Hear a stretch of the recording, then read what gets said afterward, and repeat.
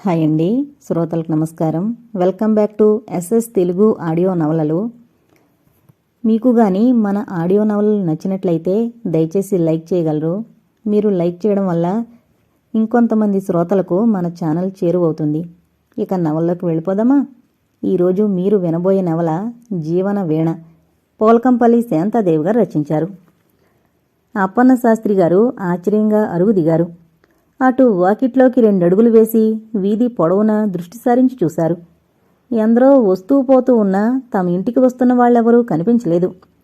రెట్టింపు ఆశ్చర్యంతో తిరిగి ఇంట్లోకొస్తూ వచ్చేది ఎవరు, శివ అని ప్రశ్నించారు.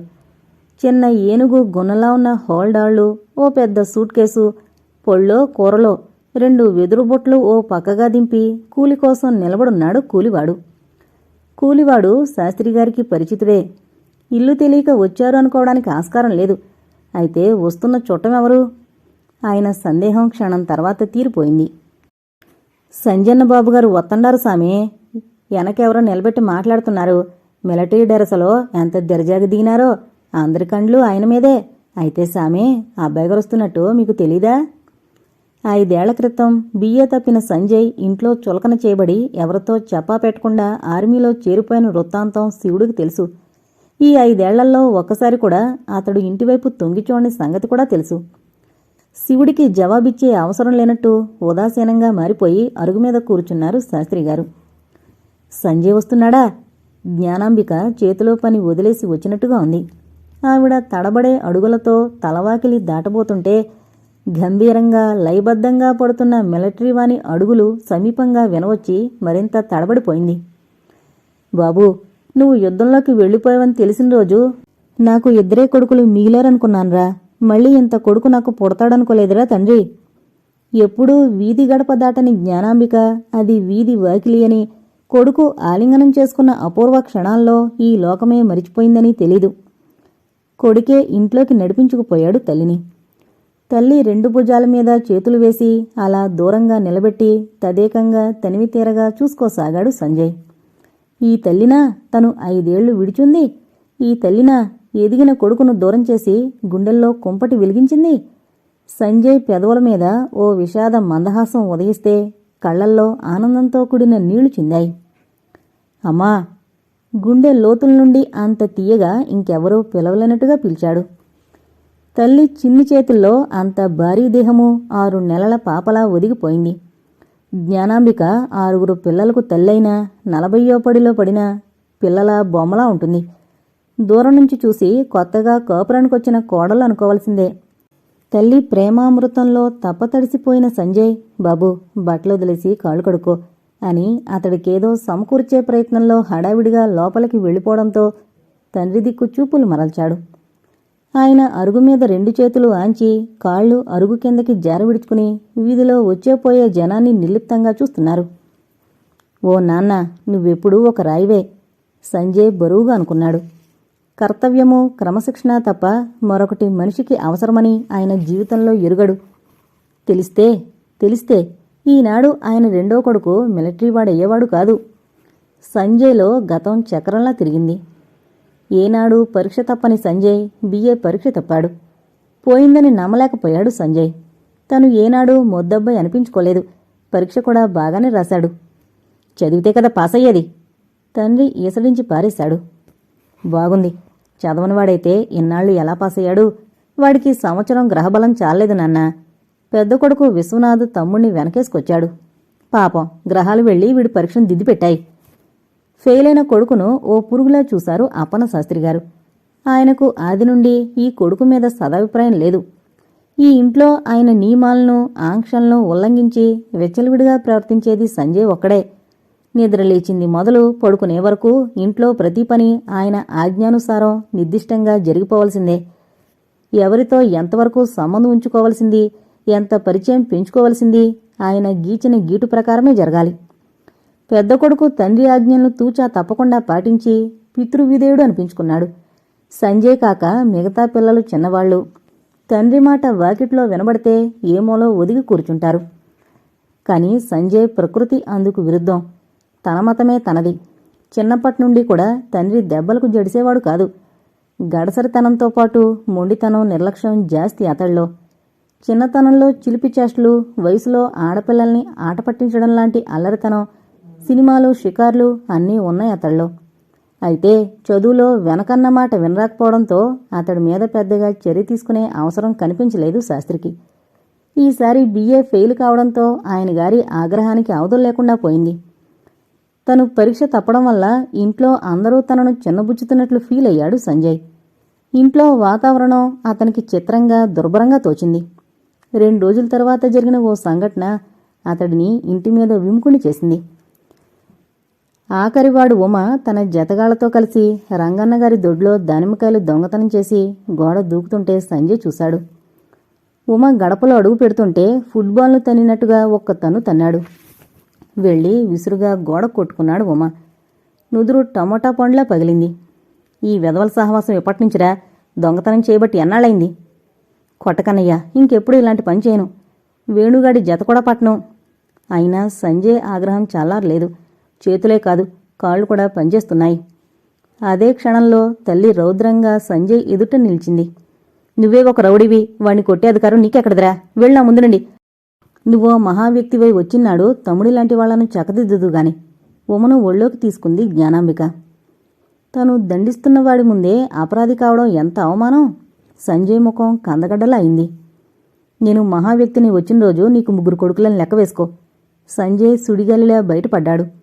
5 ఏళ్ల తర్వాత ఇంటికి తిరిగొస్తున్న అతడు మహావ్యక్తి కాకపోయినా ఒక ఉన్నతమైన గౌరవం దేశం అతడికిచ్చింది. ఆ గర్వం అణువణువున అతడిలో ఇముడుంది.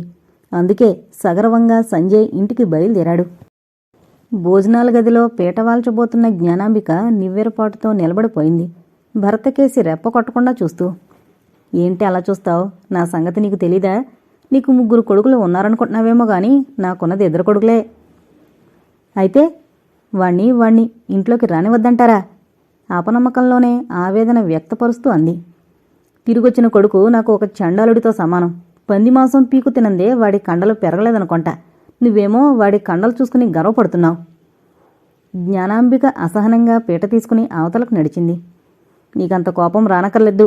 మీ తల్లి కొడుకులు నన్ను కులభ్రష్టుని చేయదలుచుకుంటే చెయ్యండి.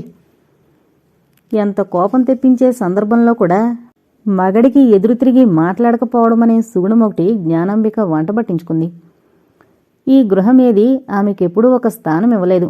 తన గృహ సామ్రాజ్యంలో భార్యనొక గొర్రెను కాచినట్టుగానే కాచాడు. అయితే జ్ఞానాంబికలో ఆలోచనలు లేవా? ఉన్నాయి, చాలా ఉన్నాయి. ఈ 20వ శతాబ్దపు ఆడపిల్లలో ఎన్నెన్ని భావాలున్నాయో ఆవిడకు అన్ని భావాలు ఉన్నాయి. తన హక్కును, తన స్థానాన్ని ఉన్నతంగా నిలుపుకోవాలంటే యుద్ధం ప్రకటించాలి. ఫలితం ఊహించగల తెలివిపర్రాలు గనుక ఆ పని ఎప్పుడూ చేయలేదామె. ఉద్వేగానికి అజ్ఞానం జతపడిందంటే ఆ కుటుంబం ఎప్పుడో అసహ్యంగా తయారై ఉండేది. దాని ప్రభావం పిల్లల మీద పడేది. జ్ఞానాంబిక సహనం వల్లే ఆ ఉపద్రవం ఆ ఇంట్లో జరగలేదు. ఒకరి చేతిమీదుగా నడుస్తోంది సంసారం. సంజయ్ ఒక్కడు భ్రష్టుడనిపించుకుంటే అనుకోని అప్పన్నగారి పిల్లల్ని చూసి నేర్చుకోండ్రా అంటుంటారు సాధారణంగా.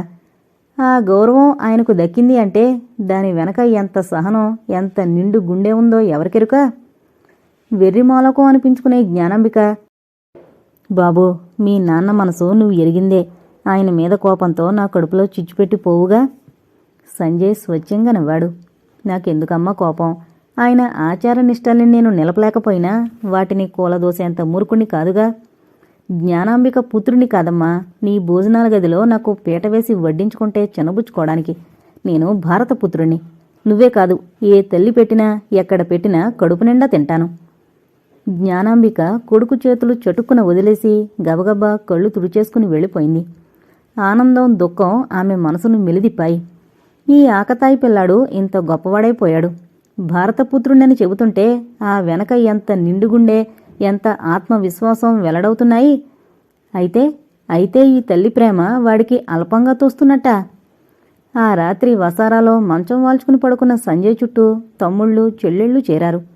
ఇన్నాళ్ల విశేషాలు, యుద్ధం సంగతులు, ఆర్మీ ఆఫీసర్గా తను పొందిన అనుభవాలు అన్నీ కథలుగా చెప్తుంటే అన్నగారిని ఓ ఛత్రపతి శివాజీ అంతటి ధైర్యశాలిగా ఊహించుకుని అపూర్వంగా, ఆరాధనగా అన్నగారి ముఖంలోకి చూస్తున్నారు. తను చెప్పడం ముగించి, వదిన పేరేమిటి గాయత్రి అని కుతూహలంగా ప్రశ్నించాడు సంజయ్. చూడమ్మా, చూడామణి సరిదిద్దింది తల్లి. విసుకి ఆ పిల్ల చక్కని ఈడు జోడిగా కుదిరిందనుకో. ఒద్దిక గల పిల్లరా, పాలల్లో నీళ్లలా కలిసిపోయిన పిల్ల. విశ్వనాథ్కు 2 ఏళ్ల క్రితం పెళ్ళయింది. ఇంటికొచ్చాక గాని అన్నగారు ఓ ఇంటివాడైనట్టు తెలియలేదు సంజయ్కు. అప్పుడప్పుడు ఇంటికి ఉత్తరాలు రాద్దామనిపించినా ఈ యుద్ధంలో తను ఏ క్షణంలో కూలిపోతాడో, ఇంటి మీద అలిగొచ్చినవాడు అలిగినట్లే ఉండిపోదామనుకున్నాడు. బహుశా ఈసరికి ఈ సంజయ్ను వాళ్లు మరిచిపోతూ ఉండొచ్చు. పుట్టింటికి వెళ్లిన భార్యను తీసుకొచ్చాడు విశ్వనాథ్. నిజంగా విశ్వనాథ్ వచ్చాక గాని సంజయ్కు కాస్త ఊపిరి ఆడినట్టు అనిపించలేదు. తల్లిగాని మరెవరుగాని తను చెప్పేది ఏదైనా నోరు తెరుచుకుని వినడమే గాని తన కష్టసుఖాలు నిండు మనసుతో విచారించి మనసారా మెచ్చుకున్న శ్రోత, ఆత్మబంధు అన్నగారే మొదటివాడయ్యాడు. తమ్ముణ్ణి పక్కన కూర్చోబెట్టుకుని ఎన్నెన్నో అడిగాడు. తమ్ముడితో పాటు ఉద్విగ్నుడయ్యాడు. నీలాంటి తమ్ముణ్ణి పొందినందుకు గర్విస్తున్నాను అన్నాడు. నువ్వు భారత రత్నానివి అన్నాడు. నీ జన్మ ధన్యమైంది పొమ్మన్నాడు. అభ్యుదయం, అపూర్వ సంస్కారం ఇంగ్లీషు చదువుల్లోనే ఉందనుకునేవాళ్లు విశ్వనాథాన్ని చూసి ఆశ్చర్యపడక తప్పదు. మిడిల్ స్కూల్లో చదువాపేసిన అతడు సంస్కృతంలో దిట్ట. ఈ కాలపు తీరుతెన్నులు ఆకలింపు చేసుకున్న విశాల హృదయుడు. తమ్ముడికి పీట వసారాలో వేయడం చూసి తల్లిని కోపడ్డాడు విశ్వనాథ్. తండ్రిగారి ఆజ్ఞ సెలవిచ్చింది జ్ఞానాంబిక. నాన్నకిది న్యాయం కాదమ్మా. నేను నాన్నని అడుగుతాను, తమ్ముడు ఏ విధంగా కులభ్రష్టుడయ్యాడో. నిజంగా వాడు తల్లి రుణం తీర్చుకున్న తనయుడమ్మా. వాడు భారతపుత్రుడే. వాడి కులం ముందు మన కులమేమిటి? విశ్వనాథ్ గొంతు పట్టుకుంది. వద్దులే అన్నయ్య, నాకెవతలే వడ్డించని, నాన్నతో పోట్లాడుకు. అయితే నాకు తమ్ముడు పక్కనే వడ్డించమ్మా. ఈ మాటలకు సంజయ్ వాదించలేదు. అన్నదమ్ములిద్దరూ సహపంక్తిన కూర్చుని కబుర్లు చెప్పుకుంటూ తింటుంటే తృప్తిగా చూసుకుంది జ్ఞానాంబిక. వచ్చిన 2వ రోజు ఊళ్ళోకి బయలుదేరాడు సంజయ్. స్నేహితులను, పరిచేస్తులను కలుద్దామని. ఈ బ్రాహ్మణవాడకు చివర కర్రస్తంభాల వరండా ఇల్లు ఒకటుంది. బయటికి చూడ్డానికి అందచందం లేని ఇల్లులా ఉంటుంది గాని లోపల భాగంలో ఆ గృహ నిర్మేత ఉత్తమ అభిరుచి వ్యక్తమవుతుంది. బహుశా ఏ 100 సంవత్సరాల నాటి ఇల్లో కావచ్చు, కాని ఎక్కడా ఒక్క పెచ్చు కూడా విరిగి పడలేదు. మంచి పోషణలో ఉంది. వరండా ఆనుకుని ఒక పెద్ద వసారా యువతలంతా ఖాళీ స్థలం. అవతల వంటగది, మరికొన్ని గదులు ఉంటాయి. మధ్య ఖాళీ స్థలంలో ఒక నుయ్యి, పక్కనే కొన్ని పూల మొక్కలు, మరేవో కొన్ని చిక్కని నీడనిచ్చే చెట్లు. సమీపంగా 30-40కి మధ్య వయసులో ఉండే వ్యక్తి ఒకరు ఈజీ చైర్లో కూర్చుని ఏంటో రాసుకుంటున్నాడు. ఒక్క క్షణం దూరంగా నిశ్శబ్దంగా ఆగిపోయాడు సంజయ్. తల వంచుకుని రాసుకుంటున్న అతడి ముఖంలోని ప్రశాంతత సంజయ్కేమిటో తృప్తినిచ్చింది. కాంతన్నయ్య అంటూ సమీపించాడు. అతడు తలెత్తి చూసి సంభ్రమ సంతోషాలతో లేచాడు. ఎప్పుడొచ్చావురా?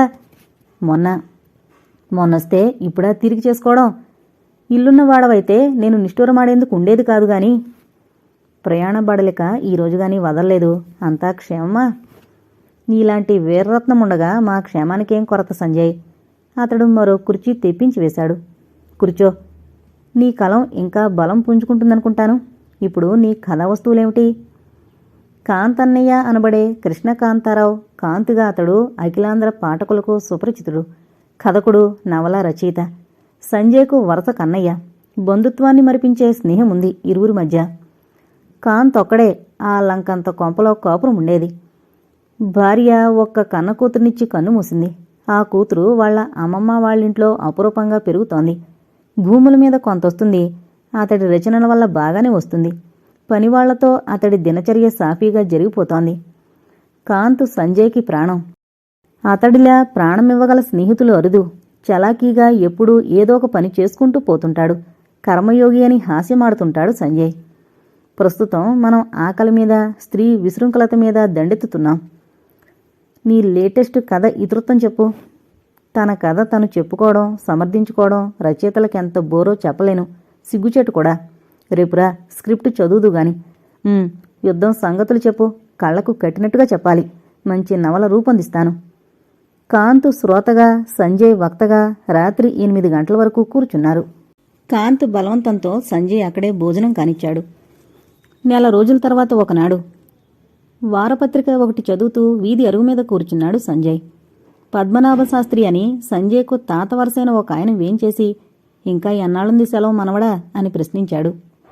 నాకిష్టమున్ననాళ్ళు అమ్మ ఒట్టు వేయించుకుంది నేను వెళ్లకుండా. అదెలా? వాళ్ళు పిలిచినప్పుడు వెళ్ళక తప్పదుగా. అలాంటిదేం లేదు. నాకిష్టమైతే వెళ్ళొచ్చు, లేకుంటే లేదు. ఇక్కడే ఉండిపోతావన్నమాట. అయితే ఇంకేం చెయ్యాలని? ఏదో ఒక ఉద్యోగం చూసుకోవాలి మరి. ఈలోగా బిఏ పూర్తి చేసుకోవాలి. ఎద్దులా ఎన్నాళ్ళని మేపగలరు ఎవరైనా? ఇన్నాళ్ళు యుద్ధంలో పనిచేసి బాగానే వెనకేసావనుకుంటానే. 15-20 వేల దాకా.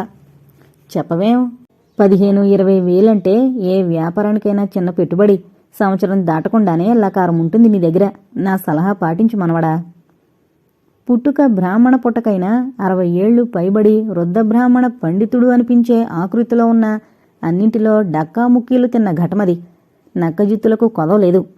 కుటిలానికి కుతంత్రానికి పెట్టింది పేరు. అందుకే ఈ తాతగారంటే గౌరవం లేదు సంజయ్కు. ఆ వేలు తెచ్చి నీ చేతిలో పెడతాను. నువ్వే ఏదైనా మార్గం చూడు తాతయ్య. నవ్వు దాచుకుంటూ అడిగాడు. వృద్ధుడు ఏదో గుణించి, నీ గ్రహబలం కూడా బాగుందిరా. రాయి పడితే రత్నం అవుతుంది నీ చేతిలో అన్నాడు. అయితే రాళ్లే పట్టుకుంటాను తాతయ్య. నా దగ్గర రూపాయలు లేవు మరి. వస్తూ రక్షణ నిధికి విరాళంగా ఇచ్చేసి జోడు చేతులతో వచ్చాను. ముసలాయన చింతాకు ముఖం చేసుకుని, 70 ఏళ్లవాడితో ఇలాంటి పరిహాసాలు పనికిరావురా సంజన్న అన్నారు కాస్త కోపంగా. నువ్వా బిఏ ఏదో పూర్తి చేసేలోగా నేను ఫస్ట్ క్లాస్ ఉద్యోగం చూపెడతాను, చేస్తావా? తిరిగి అన్నారు ఆదరంగా. ఏం ఉద్యోగమో చెప్పు. కుంతీకుమారి పేరు విన్నావా? విన్నాను. ఎవరు? కుంతీ భోజని పుత్రి. భళ్ళుని నవ్వాడు తాత. మన ఊళ్ళో కుంతీకుమారి పేరు విన్నావా? వినలేదు. 25 ఏళ్ల వయసు. ఆ వయసు సొగసు వర్ణించాలంటే నేనెందుకు పొడిచివాణ్ణి కాకపోయానా అనిపిస్తుంటుంది దాన్ని చూస్తే. దానికి వస్తాదులాంటి ఓ అందమైన మగ సెక్రటరీ కావాలట. ఆవిడ ఆస్తి వ్యవహారాలు చూసుకోవడంతో పాటు ఆవిడ మీద ఏగవాలకుండా చూసుకునే బాధ్యత కూడా అతడిదేనట. ఇప్పుడు చెప్పు, ఫస్ట్ క్లాస్ ఉద్యోగం అవునో కాదో? సంజయ్ ముఖం కొద్దిగా ఎర్రబడింది. ఆడదాని దగ్గర ఉద్యోగమా అని నువ్వు నామోషి పడకపోతే నీ అంత అదృష్టవంతుడు మరి లేడు. మన ఊళ్ళో మగవాణ్ణి సెక్రటరీగా ఉంచుకునే ఆడది ఎవరు తాతయ్య? మగవాణ్ణి వదిలేసొచ్చిందిలే. దాని తండ్రి ఆస్తి, మామ చస్తూ వదిలేసిన ఆస్తి. అదిప్పుడు మన ఊళ్ళో ఏకైక లక్షాధికారిణి. సస్పెన్సులో పెడుతున్నావు. ఇంతకీ ఎవరామ తాతయ్య? మీ జానకిరాముల బాబాయ్ మేనకోడలు కుంతీకుమారి. జానకిరాములు సంజయ్ తండ్రి అన్నదమ్ముల పిల్లలు. అయినా పగలతో ఎప్పుడో విడిపోయిన కుటుంబాలవి. జానకిరాములు ఉద్యోగరీత్యా రాష్ట్రాంతరం వెళ్లి అక్కడ పిల్లనే పెళ్లాడి తీసుకురావడంతో కులస్తులందరికీ దూరమయ్యాడు. ఏ కారణం చేతనో ఉద్యోగం కూడా వదులుకుని ఊరి చివర తన పొలంలో ఇల్లు కట్టుకుని ఉండిపోయాడు. పిల్లలు పుట్టలేదు. 10 ఏళ్ల వయసులో తల్లిని తండ్రిని ఒకేసారి కోల్పోయిన మేనకోడల్ని ఆయనే పెంచాడు. కాని ఆ పిల్లని ఎప్పుడూ సంజయ్ చూడలేదు. జానకిరాములు ఆ పిల్లని ఎక్కడో కాన్వెంట్లో ఉంచి చదివించడం వల్ల. తాతగారు చేసిన పరిహాసానికి ఇంచుక కోపం వచ్చింది సంజయ్కు. ఈ 3 కాళ్ల ముసలి ఏమనుకుంటున్నాడు తనను గురించి? ఆడదానికోసం అరులు చాచే అల్పుణ్ణనుకుంటున్నాడా? డబ్బు కోసం ఏ కకృతి పనైనా చేస్తాననుకుంటున్నాడా? తన తడాక ఈ ముసలాడికి ఎప్పుడూ తెలిసేలా చెయ్యాలి. ఆ రోజులాగానే ఇంకొక రోజు కూడా ఏదో పుస్తకం చూస్తూ వరండా అరుగు మీద కూర్చున్నాడు సంజయ్. దాసీలాంటిదొకతే అనుసరించిరాగా తూనీలాంటి చిన్నది లోపలికి దూసుకుపోయింది. ఈ ద్వారపాలకుడి ఉనికినే గమనించకుండా ఎవరా అని ఆశ్చర్యపోతున్నాడు సంజయ్. ఆ వచ్చిన చిన్నది పద్మనాభశాస్త్రి వర్ణించిన కుంతీకుమారి. సాక్షాత్తు ఆమెనని సంజయ్కు ఆమె వెళ్లిన తర్వాత గాని తెలియలేదు. లోపల నుండి ఏవో మాటలైతే వినిపించాయి గాని ఆమెనే అని పోల్చుకోలేకపోయాడు. కూర్చోక్క, చూడమని చాప వేసింది. నేను కూర్చోడానికి రాలేదు కాని అత్తేది అంటూనే కూర్చుంది. లోపలుంది. చూడమని అత్తగారిని పిలిచింది. జ్ఞానాంబిక పెరట్లోంచొచ్చింది. బాగున్నావేమే? బాగుండక నాకేమైంది గాని నువ్వు ఒక పని చేయాలత్తా. నాతో ఏం పని పడిందమ్మా? ఈ ఊళ్ళో కొంతమంది స్నేహితుల సహకారంతో సమితి తరపున మహిళా మండలి స్థాపిస్తున్నామత్తా. మెంబరుగా చూడక్కను చేర్చుకోవాలనుకుంటున్నాం. మహిళా మండలి స్థాపించి మీరేం చేస్తారే? ఎన్నో చేయగలం. అదంతా సభ్యుల, ఊరివాళ్ల సహకార ప్రోద్బలాల మీద ఆధారపడి ఉంటుంది. ఇళ్లల్లో మామూలుగా గోళ్లు గిల్లుకుంటూ చదువు సంధ్యాలేని ఇళ్లాళ్లకు మన ఊళ్ళో కొరతేమీ లేదు కదా. వాళ్లకు కాస్త చదువు, మంచి చెడ్డా చెప్పి తీరిక వేళల్లో కుట్లు, అల్లికలు, సంసారానికి 2 రాళ్లు సంపాదించుకోగలది ఏదైనా పని కూడా నేర్పిస్తుంటాం. మండలి అభివృద్ధిని బట్టి అనాథలైన వారికి ఏదైనా ఒక మార్గం కూడా ఆలోచించాలనుకుంటున్నాం. ఇంకా సరే, నీ ఉద్దేశం ఆలోచన అంతా నాకు తెలుస్తూనే ఉంది. కానీ నిన్ను నువ్వు మరిచిపోవడానికి ఊరి కుళ్ళునంతా నెత్తికెత్తుకుంటున్నావేమో అనిపిస్తోంది. లక్షణంగా చేసుకోవాల్సిన సంసారాన్ని ఏవో భ్రమలతో వదులుకునొచ్చావు. కానీ నువ్వే అనాథవి. నువ్వు అనాథల కోసం ఏం చేస్తావు? ఇహ డబ్బు ఉంది అనుకుంటున్నావా? నిజంగా స్త్రీకి, వివాహితి అయిన స్త్రీకి అది కాదు ధనం. నిజమైన ధనం నీ మగడి సాన్నిహిత్యంలోనే ఉంది. అది లేనిదానివి నీకెంత డబ్బున్నా నిరుపేదవు కూడాను. ఇహ నువ్వు ఎవరికోసం ఏం చేయగలవో ఇప్పుడు చెప్పు. కాసేపటి వరకు వంచిన తల ఎత్తలేదు కుంతి. చివరకు తలెత్తి జ్ఞానంగా మగడి సాన్నిధ్యంలో స్వర్గం అనుభవించిన స్త్రీ చెప్పే మాటలు వెత్త. మగడి ప్రేమ ఆడదానికి నిజమైన ధనమే కావచ్చు. కానీ నేనక్కడ నరకం అనుభవించాను. దుర్భరమైన ఒంటరితనం అనుభవించాను. నేను మామయ్య చేతుల్లో అపురూపంగా పెరిగి అహంభావిగా మారానని, డబ్బున్న గర్వంతో నేను మగడిని తిరస్కరించానని నువ్వేమిటి చాలామంది అనుకుంటారు. కానీ అది నిజం కాదత్తా. నా సహనాన్ని చివరి పరీక్ష వరకు పెట్టి చివరకు దూరమే వచ్చేశాను అంది. కాదమ్మా కుంతి, స్త్రీకి సహనంలోనే ఔన్నత్యం ఉంటుందమ్మా. నువ్వెన్ని సమర్థించుకున్నా నువ్వు పొరపాటు పని చేశావని చెబుతాను. నీకు కోపం వచ్చినా సరే. కోపం ఎందుకత్తా? నువ్వింకా ఎన్ని అన్నా నాకు కోపం లేదు. కల్మషం లేని మాట నీది. నా మీద ప్రేమ చేత నువ్వు ఈ చివాట్లు పెడుతున్నావు. ఈ ఊళ్ళో నువ్వొక్కదానివే మనసున్న మనిషిగా దగ్గరదానివిగా కనిపిస్తుంటావు నాకు. అంతా నా ముఖముందు ఒక్క మాట అనకపోయినా చెవులు ముక్కులు కొరుక్కుని నన్ను హీనంగా చిత్రించే వాళ్ళేనని నాకు తెలుసు. కుంతి కళ్ళు నిండుకున్నాయి. గొంతు పట్టేసింది. నా సంగతి పోనీ అత్త, అయిపోయిన కథది. చూడక్కను పంపిస్తావా లేదా? సోషల్ కార్యక్రమాల్లో నాకు చేదోడు వాదోడుగా తిప్పుకుంటాను. నవ్వడానికి ప్రయత్నించింది. నాదేముంది తల్లి, వాళ్ల మావయ్య మగడు ఏమంటారో వాళ్ళని అడగాలి కదా. అయితే నేను మరోసారొస్తాను. కుంతి లేచింది. చూడామణి కుంకుమ పెట్టింది.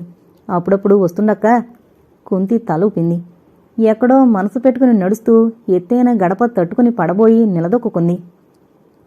ఒక్క క్షణం ఆయాసంగా ఆగడం వల్ల పక్కనే అరుగు మీద పాతిపెట్టిన విగ్రహాన్ని ఒక్క క్షణం ఏదోలా చూసి చటుక్కున తల తిప్పేసుకుని గబగబా వెళ్ళిపోయింది. చెవినబడిన 1-2 మాటలను బట్టి తమ కుటుంబానికి తెలిసిన ఎవరో అమ్మాయి ఈ ఊళ్ళో ఎస్ఈఓగా పడిందేమో అనుకున్నాడు సంజయ్. రాత్రి భోజనం చేస్తూ సాయంత్రం వచ్చింది ఎవరమ్మా అని అడగకుండా ఉండలేకపోయాడు సంజయ్. జానకిరాముల బాబాయ్ మేనకోడలు కదట్రా. కన్యాదానం చేస్తే కడుపు పండుతుందని ఎవరో చెప్పారని చదువుకుంటున్న పిల్లని తీసుకొచ్చి పెళ్లి తలపెట్టారు. నాకిప్పుడే పెళ్ళొద్దని మొత్తుకుందట ఆ పిల్ల. కన్యాదాన ఫలం దొరకాలంటే నాకే చెయ్యాలేమిటి? మరో పేద పిల్లని తీసుకొచ్చి 4-5 వేలు ఖర్చు చేస్తే ఇంకా ఎక్కువ ఫలం దొరుకుతుందని వాదించిందట కూడా. మేం సాకున్న పిల్లని కాక మరెవరినో తీసుకొచ్చి చేయడమేమిటని బలవంతంగా మెడల వంచి చేశారు. పెళ్ళే సంవత్సరమైనా కాకుండానే ఆ పెళ్లి పెటాకులైపోయింది.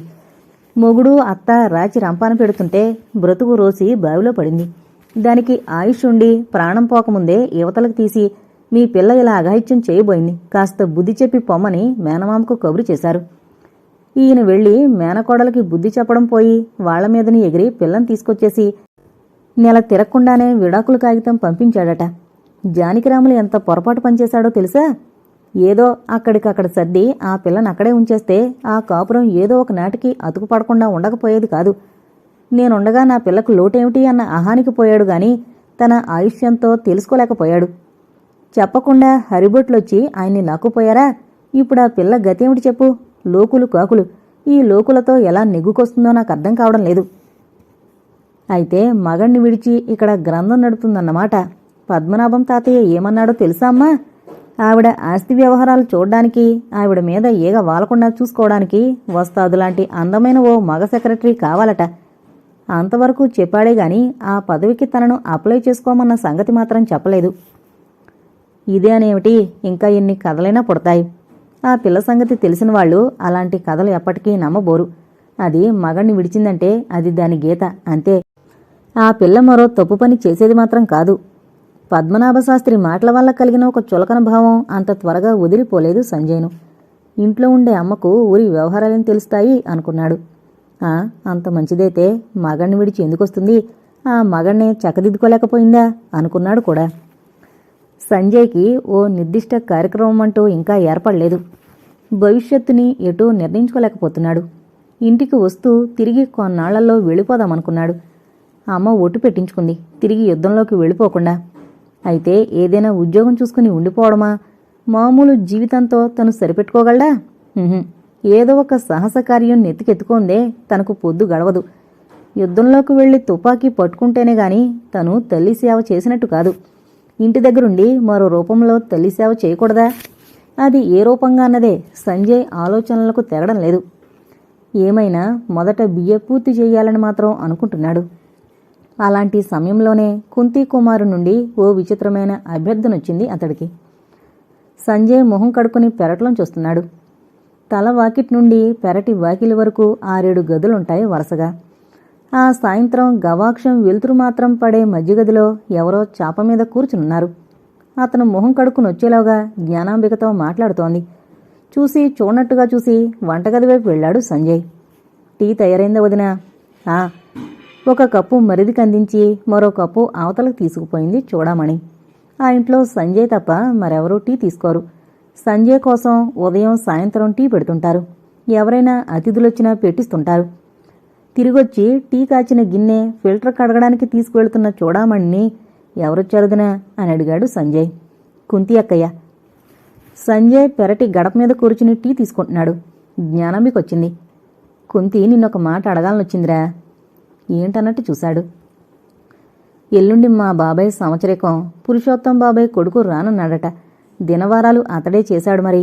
ఇప్పుడేమో చచ్చినవాడు నాకేమిచ్చాడు గనుక శ్రాద్ధాలు పెట్టి తల గొరిగించుకోవాలి. అప్పుడేదో చేశాను గాని ఇప్పుడు 10,000 చేసే భూమో ఇల్లో రాసి పెడితేనే గాని రాను అన్నాడట. అతన్ని బలవంతం చేయడం ఇష్టం లేక మొన్న మీ నాన్నగారిని అడిగిందట. అతడిని బలవంతం చేయడం ఇష్టం లేక మొన్న మీ నాన్నగారిని అడిగిందట ఆంజనేయస్వామి గుళ్ళో కలిస్తే. వాడు బ్రాహ్మడు గనుకనా వాడికి శ్రాద్ధాలు తెద్దినాలు పెట్టాల్సింది అంటూ ఈసడించి పారేశారట. ఏం చెయ్యాలత్తయ్య అంటూ కళ్ళనీళ్లు పెట్టుకుంటుందా పిల్ల. అన్నయ్య మీ నాన్న మాట మీరిపోయేవాడు కాదు కదా. ఇహ ఏమన్నా నువ్వే ఆ కార్యం కాస్త గట్టెక్కించాలి. అలాంటి వాటికి నేను పనికొస్తానా? బ్రాహ్మలు ఒప్పుకుంటారా? సంజయ్ నవ్వాడు. పురుషోత్తం బాబాయ్ కొడుకే ఆ ఇల్లో ఏదో రాసిచ్చి చేయించుకుంటే పోతుందిగా. అంతాస్తి తనొక్కతే కట్టుకోవడం ఏం న్యాయం? తల్లి ముందు ఎంతో వినయవతిగా కనిపించే ఈ యువతి గురించి ఎన్నో అసహ్యకరమైన వార్తలు వింటున్నాడు సంజయ్. ఆమె పట్ల ఏమాత్రం గౌరవం లేని అతడు పొల్లవిరుపుడుగా మాట్లాడుతున్నాడంటే అసహజమేముంది? తల్లికి మాత్రం నచ్చలేదు అతడి ధోరణి. ఆవిడ ఏదో మందలించబోయేంతలో కుంతి తలుపు పక్కగా నిలబడింది కొంచెం తీవ్రంగా. న్యాయమనుకుంటే 10,000 మావయ్య ఆస్తి ఆయనకి చేస్తాను. కానీ అతడికి హఠాత్తుగా అంత దురాశ ఎందుకు పుట్టాలి? అది అతడికి పుట్టిన ఆలోచన కూడా కాదు. మరొకరి ఎగదోత కూడా ఉంది వెనక. నాకు తెలిసి వాళ్ల ప్లాన్ ఎందుకు పారనిస్తాను? గతుక్కుమన్నాడు సంజయ్. తనన్న మాటలు ఆవిడ విన్నా పర్వాలేదు అన్నట్టుగా అన్నా ఆవిడలా మీదకొచ్చి పడుతుందనుకోలేదు కాబట్టి. నేనొక్క మాట అడుగుతాను, మీరేమీ అనుకోరు కదూ? కాస్త మృదువుగా అడిగాడు. అడగండి. అసలు మీకు ఈ పితృకర్మల్లో నమ్మకముందా? నలుగురు ఏమనుకుంటారో అని చేస్తున్నారా? నాకేం నమ్మకం లేదు. నేను చచ్చాక నా ఆత్మ కోసం ఏదో చేయడం కాదు. నా శరీరాన్ని ఖననం దహనం ఏదీ చేయకుండా కాకులకు గెద్దలకు పారేసినా నాకు అభ్యంతరం లేదు. కానీ ఇది నా నమ్మకానికి సంబంధించింది కాదు. వాటిని ఎంతో శ్రద్ధతో భక్తితో నిర్వహించిన మామయ్యకు సంబంధించింది. అలాంటి వ్యక్తి చనిపోయిన తర్వాత ఆయన ఆత్మకు చేయవలసిన కర్మ చేయకుండా వదిలేసి కూర్చోవడం ఆయన చేతుల్లో ఎంతో అపురూపంగా పెరిగిన నాకు కృతజ్ఞత అనిపించుకుంటుందా? ఏమైనా ఆయన ఆత్మకు చేయవలసిన విధి చేయించి తీరతాను.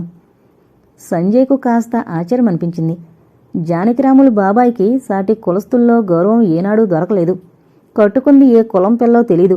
బ్రాహ్మణ వనితేనని అతడు చెప్పచ్చుగా. బ్రతికుండగా బ్రాహ్మణుడు పాటించాల్సిన నియమనిష్టలు కూడా అతడు పాటించినట్టు ఎవరూ చెప్పలేదు. అదో ముండ్రకం మనిషి. అభ్యుదయ భావాలకు లోపం లేదు. ఏ హోటల్లో అంటే ఆ హోటల్లో దూరి తింటాడని, కులం చెడబుట్టాడని తిట్టుకోనివారు లేరు. ఆయింది పోని.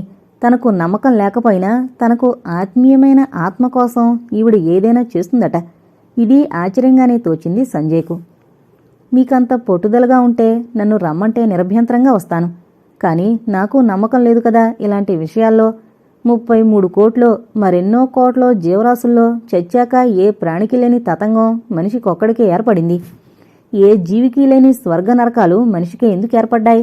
చచ్చాక ఎక్కడికి పోతుందో ఏమవుతుందో తెలియని ఆత్మ కోసం ఏదో చేయడం, అది ఆత్మకు అందుతుందనుకోవడం ఎంత పిచ్చి! మీరేమిటి నేనేమిటి, చనిపోయిన మావయ్య ఆలోచనలు కూడా ఇంచుమించు ఇలాంటివే. చిత్రమేంటంటే ప్రతి సంవత్సరం పితృకార్యం ఎంతో శ్రద్ధగా నిర్వహించేవాడు. అది నాకు ఆశ్చర్యంగానే కాదు, అసహ్యమనిపించేది కూడా. కానీ ఇప్పుడు నేను కూడా అలా ప్రాకులాడుతున్నానంటే ఏమనాలి దీన్ని? ఏమంటారు? మూఢ విశ్వాసం అనాలి. నేను చదువుకున్నాను, అంతో ఇంతో తార్కిక జ్ఞానముంది. చచ్చిపోయిన మనిషి కోసం ఏదో చేయడం శుద్ధ తెలివి తక్కువని తెలుసు. కానీ నాకెంతో ప్రేమాస్పదమైన వ్యక్తి మావయ్య చనిపోయి నా ప్రేమను రెట్టింపుగా చూరగొంటున్నాడు. ఆయన కోసం ఏదైనా చెయ్యాలని మనసు ఆవేదన పడుతుందంటే ఆశ్చర్యమేముంది చెప్పండి? ఈ ఆవేదనే ఇలాంటి తతంగాలను ఏర్పరిచిందేమో. సెంటిమెంట్స్కు లొంగిపోవడం అంత ఆరోగ్యం కాదు, నవ్వాడు సంజయ్. అలాగే కానియండి, నేను బాబాయ్కి స్వర్గద్వారాలు తెరుస్తాను. మాట తప్పేరు. తీరా ఆ సమయానికి మనసు మార్చుకుంటే అభాసుపాలవుతాను. అలా ఏం చెయ్యళ్లే, వస్తానంటే వస్తాడు, హామీ ఇచ్చింది జ్ఞానాంబిక. సంజయ్ తన గదిలోకొచ్చి డ్రెస్ మార్చుకుని బయటికి తిరిగి రావడానికి బయలుదేరేటప్పటికీ కుంతి వెళ్ళిపోలేదింకా. సంజయ్కి కుంతి గురించి సదభిప్రాయం ఏర్పడలేదింకా. మనిషి చూడ బాగుంది, దూరం నుండి చూస్తే గొప్ప అందగత్తిగా తోచదు. కానీ సమీపంగా చూస్తే తీర్చిదిద్దినట్టుండే కనుబొమ్మలు, పొలుచని పెదవులు, నొక్కుల జుట్టు, సన్నగా కోమలంగా కనిపించే శరీరం చూపు తిప్పుకోవడం కష్టం. అడ్డమైనవాణ్ణి అన్న మాట తరచుగా విన్నాడు సంజయ్. కానీ అలా ఎంతమాత్రం అగుపించదు కుంతి. చక్కని సంస్కారవతిగా, సుశిక్షితురాలైన యువతిగా కనిపిస్తుంది. కానీ ఆడదాన్ని నమ్మేదెలా? అందులోనూ మగాణ్ణి విడిచినా